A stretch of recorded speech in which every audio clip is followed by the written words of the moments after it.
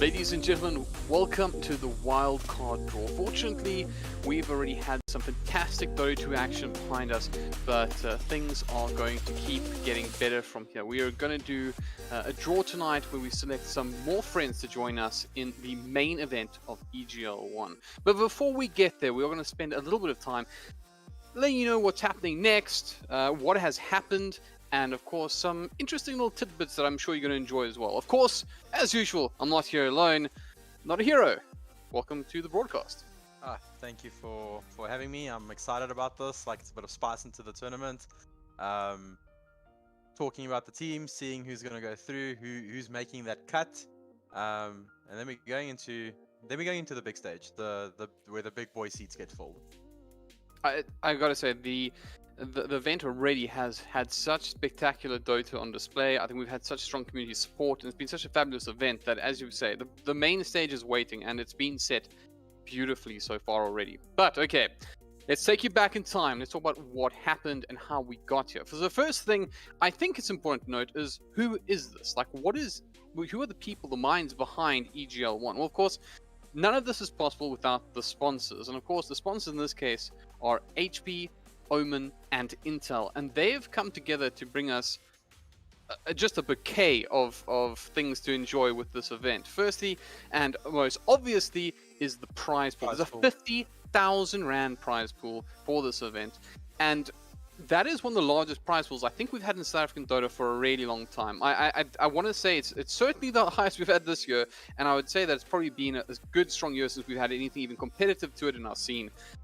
Not a Europe player. I mean, obviously playing for Pride and all these things is great, but it's great to actually have some sort of like benefit financially behind it as well. I'm sure you would agree.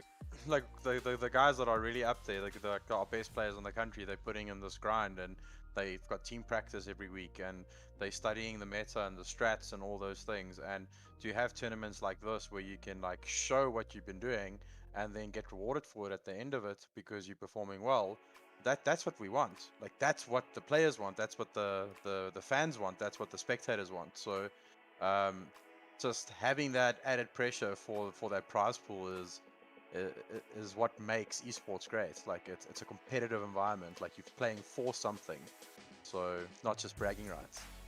Of course, as you mentioned, there's something that drives it that's a little bit more, I guess, just quantifiable than something like Pride, right? There's something there to play for, and of course, I think that's a massive amount. It's a massive amount. 50,000 Rand for a tournament, like over the stretch that we've gone through the qualifiers now, like we're going into the main stage, like for the duration of the tournament and what's the reward at the end of it, like it's amazing, man. It's like sponsors getting involved in this, like putting this, like getting everything together.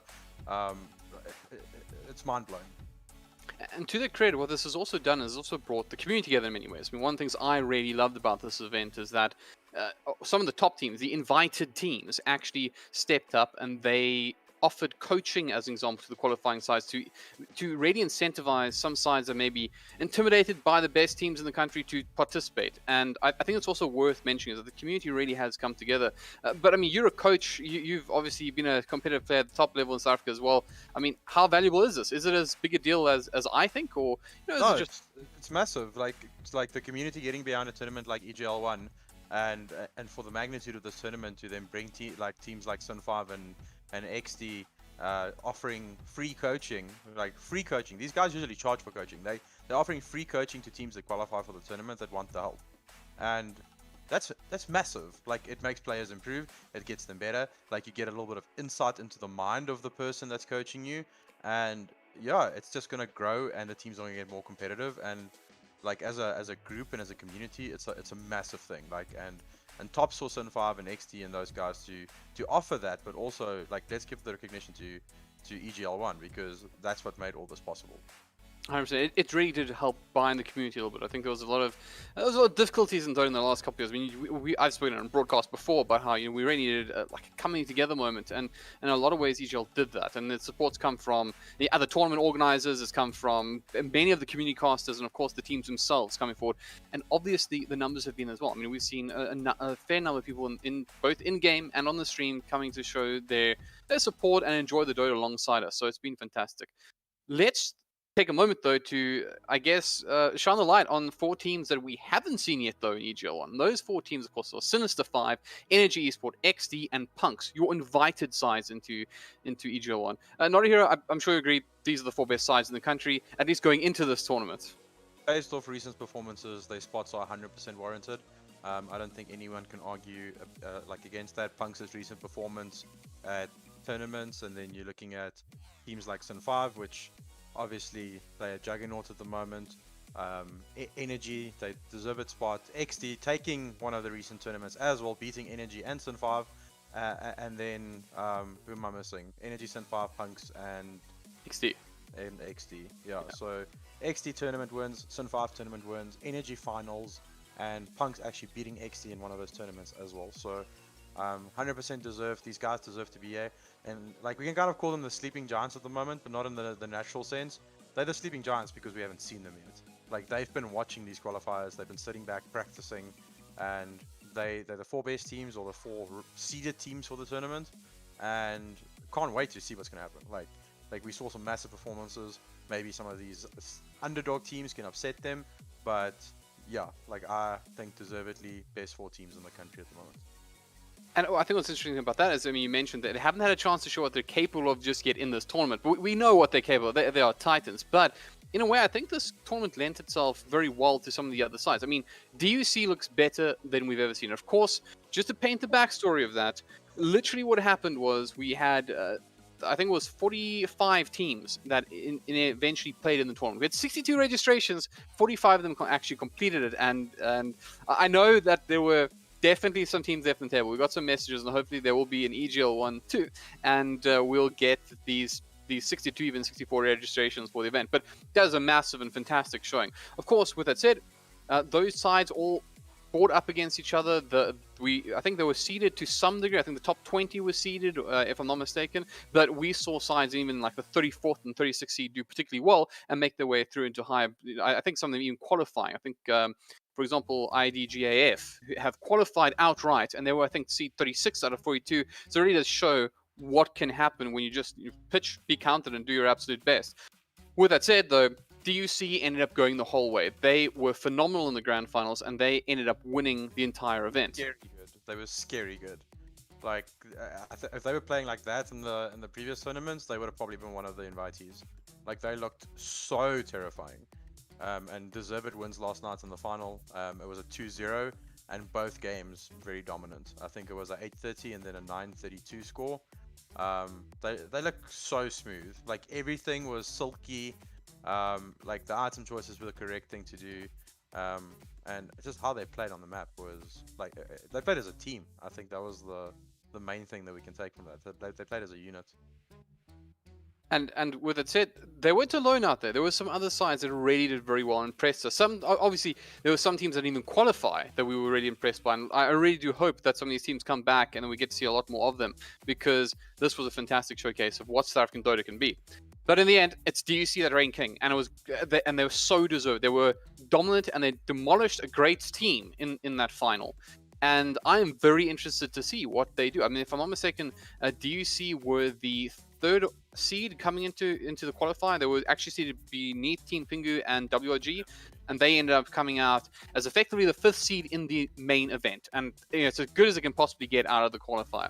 So massive congratulations to DUC, and man, am I looking forward to seeing what they can do in the main event. Of course, there's more teams coming though, and there's some great teams, as we mentioned, already waiting for them. So the stage truly has been set. But of course, we're going to talk a little bit now about what happens next, because as mentioned, there is still the wildcard draw to come, but we're going to keep you hanging for a little bit longer, because we also need to tell you a little bit about how it's going to happen. So the first thing is, and I think a really important thing is we've had some great community casters. I mean, the event has been supported by a number of individuals and broadcast teams that have given us something really great. And I gotta say, the quality of some of these productions has been fabulous, and I really have to tip my cap because I've been in this for a really long time, and this is the first time in my career where I look at individual casters putting up production and performances that are just so crisp and nice. And it's great to see from that perspective that even our casting scene is growing, and we have great potential casters coming up. That I'm sure we're going to see much more of as time goes on. So, little tip of the cap to them, and they won't be gone entirely just yet. The main event is still going to feature them in an interesting way. We are casting a ton of these matches. It's something I love about EGL One. I've followed the CSGO event already, and they do something that's a little bit special. Often in our scene, we just don't have the capacity and the time and the money to make sure that we get every single game broadcast. In this case, we have a larger majority of games cast than pretty much any tournament that's preceded this. I can't actually think of anyone, in at least, and certainly not in recent times, that has had so many games cast. So of the 33, we're casting 23 on the main channel. That's the live production, and it's going to be at set times so people can reliably know when to be there and how to follow their favorite teams. It's going to be great, and like I said, the majority being cast right here on this channel. Of course, Tuesdays the ones that are and Thursdays. Tuesdays and Thursdays at 7:30. Obviously, we live in South Africa. Sometimes we're gonna have to make little adjustments, so keep on the socials, follow Evesports, make sure you know exactly what's happening. Because, well, if the lights go out, we may need to change that to a Wednesday or so. But for the most part, we have a set time slot that we're gonna aim to have all these matches played, Tuesdays and Thursdays. But what about those dark games? Well, this is the great thing. EGL have been fantastic in the way they've dealt with the community. They've engaged with casters and they made sure that they've been heard. And that's probably one of the most important things that you can do with the community is listen to what they're actually saying. And one of the biggest things I love about this is those dark games, when they are being played on, that Monday evening, they're not the scheduled matchup. Normally, these games go uncast. In this case, those community casters will come back, and you'll get to see perhaps your favorite caster still engaging here at the main event. And we'll be offering that up to them. And it is, of course, on a best effort service, but we're hoping we'll see every last game cast. And with some of those guys out there, I mean, I feel pretty comfortable that we're at the very least going to get pretty much all of them. That's generating exposure for all the players. That's generating more video footage for teams to do research on top of each other. Like, it just opens so many more doors in the tournament.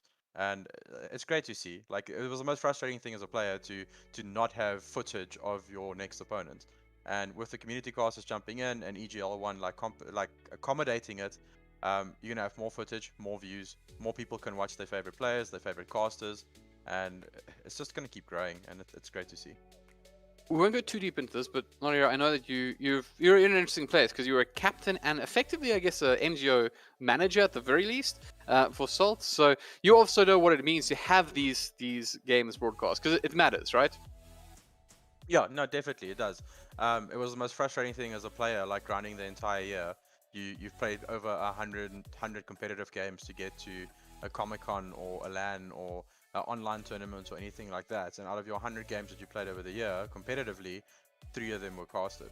So it just gives the players that recognition, it gives them exposure, and it also opens the scene's eyes up to like new talent. That like it gives big MGOs the opportunity to scout new talent, and those are platforms that we need.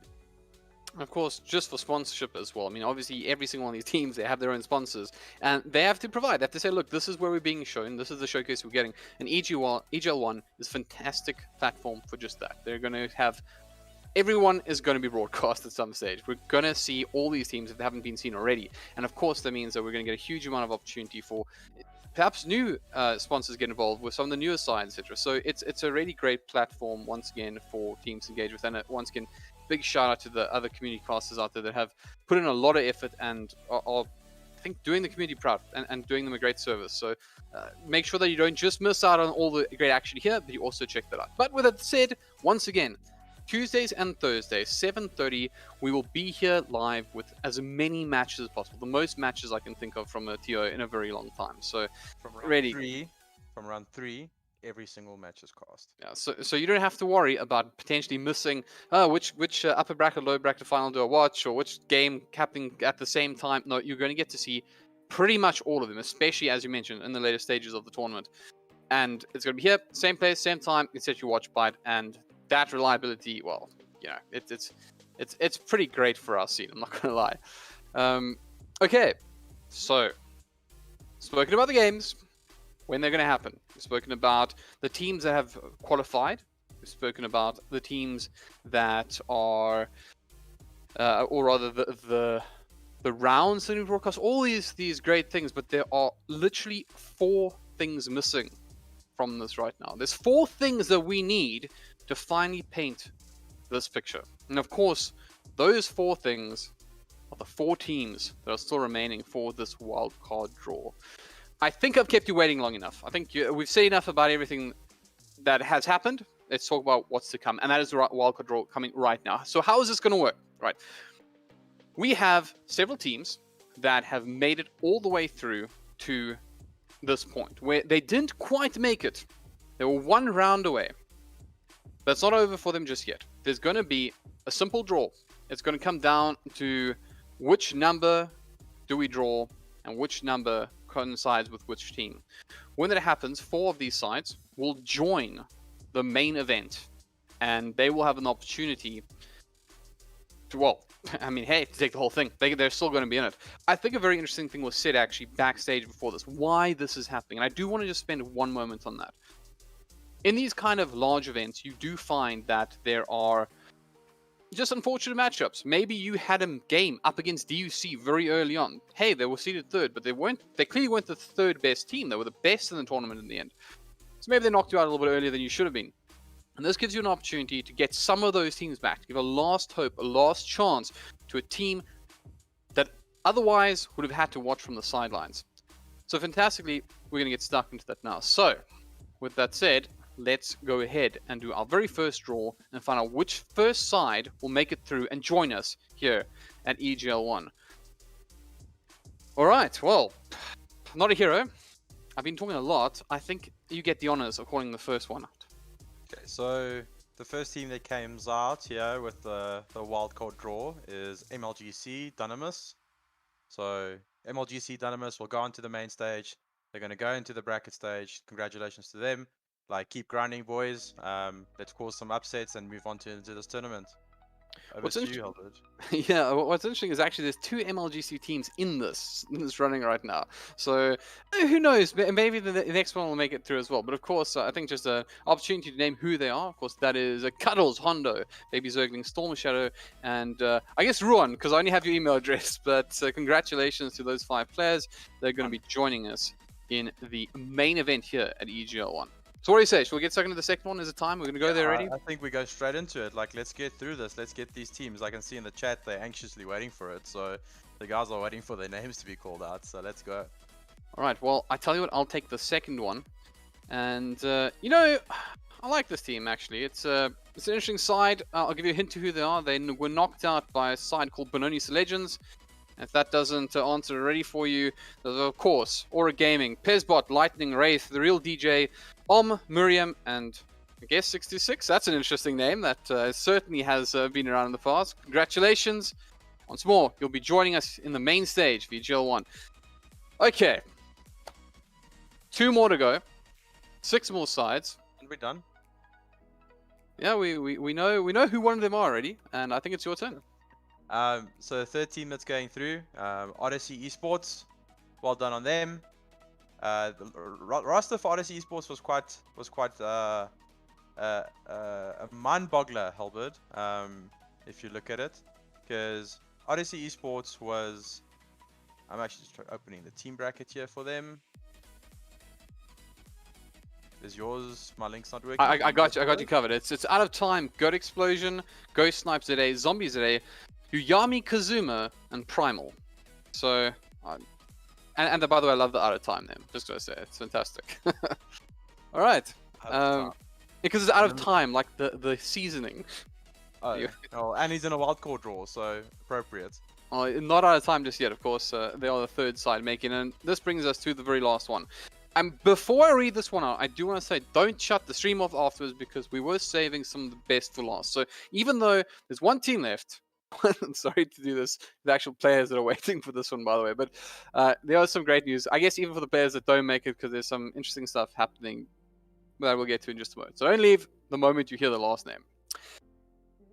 But I saw it in the chat a little bit earlier. I saw that there was some support for them. There were some teams that were very... Spam is still going on. The spam is still happening right now. Okay. Some sad faces there at the moment, but I think they'll be pleasantly surprised. Yeah, so a team that definitely had some support in the chat.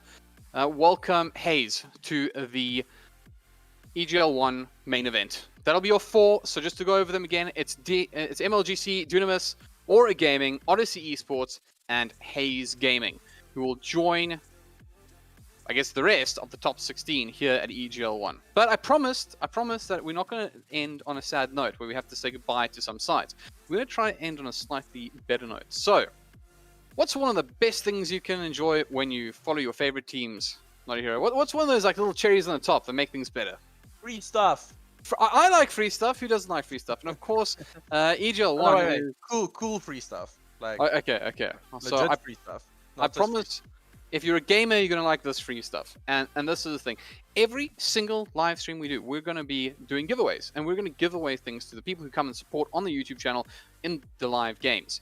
So we're going to be giving away some EGL One paraphernalia, which I understand things like the shirts we're going to be wearing from the event, and it's some really cool stuff like that. And of course, you know, because we all are gamers, whether it be spent on that next new skin or perhaps saving towards your next AAA title, we'll also be giving away some Steam vouchers as well. So there's going to be some great stuff for the viewers, so you can be part of it too. And live stream giveaways, some cool things that's going on there, some Steam vouchers, some EGL. What do you call it? What was paraphernalia. Paraphernalia. There we go. You got it. Free stuff. There we go. You had the right the first stuff. time. All right. So of course, with it said, and the very last thing to speak about is the one promise I'm going to give you again. I gave it at the beginning of the qualifiers. I said one more time. You are going to have some amazing Dota. We've sat behind the scenes with the production team. We've seen the kind of things they have planned. We've seen the quality of the production, the effort that they've put in. Really. I can't say enough that this is an organization that has promised to deliver on just like really clean, crisp, good stuff. They put an effort to make sure that the observer knows what he's doing and that he's using the best possible techniques available. They've made an effort to engage with casters to understand what they need and what they want, and of course the community to understand what will make this event good. And it's going to be great. And that's my last promise too, is that by the end of EGL One, you will have experienced a phenomenal event with amazing Dota, and by the time we give that call, the time we finally announce a champion, you're going to have had the opportunity to learn a little bit more about these teams that we love, to have engaged with them in a way by being just present through their journey. And this is going to be a long journey. It's going to be a trial, and I am certain that the best team and the most deserving team in South Africa will be crowned your first ever EGL One champions. Of course, once more, a friendly reminder, it's going to be Tuesdays and Thursdays. And it's not any Tuesdays and Thursdays, it's literally next week Tuesday. And from then on, Tuesdays and Thursday up until the end, we will broadcast you every single time. You know, our lights provided that they're on. But yeah, on that note, I think notAhero, let's start saying our goodbyes. I mean, do you want to jump in here before we call it? Yeah, like just lots of excitement, like a weekend before the tournament kicks off, so you'll probably see the team start doing some homework, so a lot of excitement going on. And then, like we said, community casts for the darker games or the games that's not going to be on the mainstream, and then 23 out of the 33 games is going to be cast on the mainstream as well, Tuesdays and Thursdays at 7:30 if possible. And from round 3, every single game will be cast. So lots of Dota, lots of good Dota, and yeah, I can't wait. I mirror that. And of course, a big thank you once more to HP, Omen, and Intel for making EGL One possible, and of course to all the viewers to support it. Let's get behind this. Let's get behind our players. Let's get behind this tournament, and let's have one of the best tournaments that we've ever had here in South Africa. But on that note, I think it's time we love you and leave you. We'll see you Tuesday. Because for now, though, that's a wrap.